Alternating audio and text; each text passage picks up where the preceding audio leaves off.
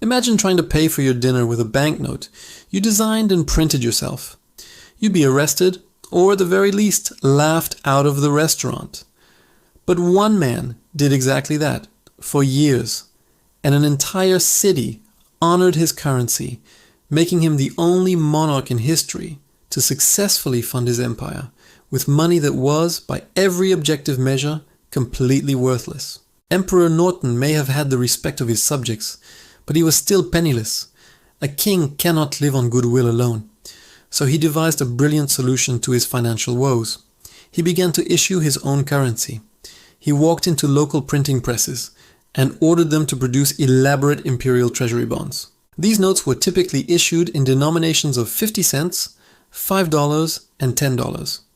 Each one bore the proud insignia of his empire, his official seal, and the bold signature, Norton IL, Emperor of the United States.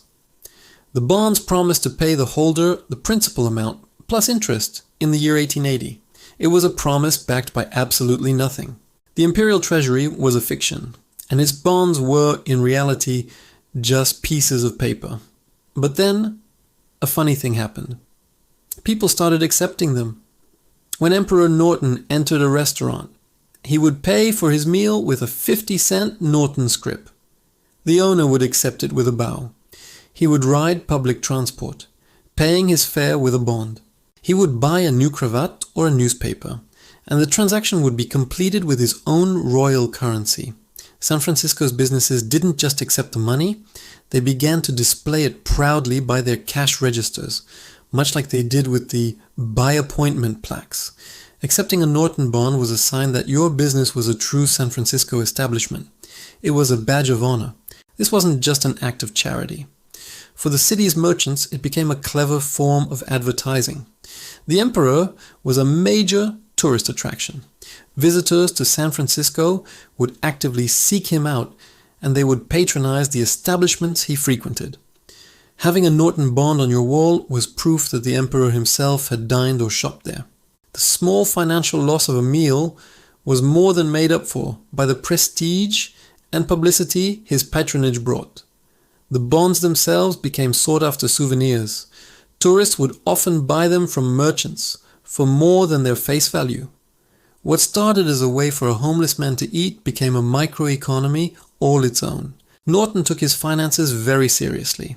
He kept a close eye on his imperial treasury, and he levied taxes on the businesses he patronized. He would enter a bank or a wealthy citizen's office and calmly announce, "I have come for my taxes." Many would simply pay him a few dollars to avoid a scene, but many others paid out of genuine affection. He was their emperor, and an emperor must have his revenues. He kept detailed records of these collections, as well as the bonds he issued. He was, in his own mind, running a legitimate government with a legitimate currency. The success of the Norton scrip is a testament to the unique relationship he had with the city. The people of San Francisco were in on the joke, but they were also collaborators in the performance.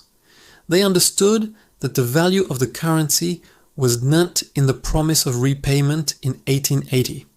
Its value was in what it represented: community, tolerance, and the city's shared love for this remarkable man. By accepting his bonds, they were validating his reign. They were collectively agreeing to suspend their disbelief and participate in the fantasy. It was a social contract written on flimsy paper, but it held the city together. Today, original Norton bonds are incredibly rare and valuable collector's items. A single 50-cent note can sell for thousands of dollars at auction. The currency that was technically worthless in the 1870s has become a priceless artifact of a forgotten time.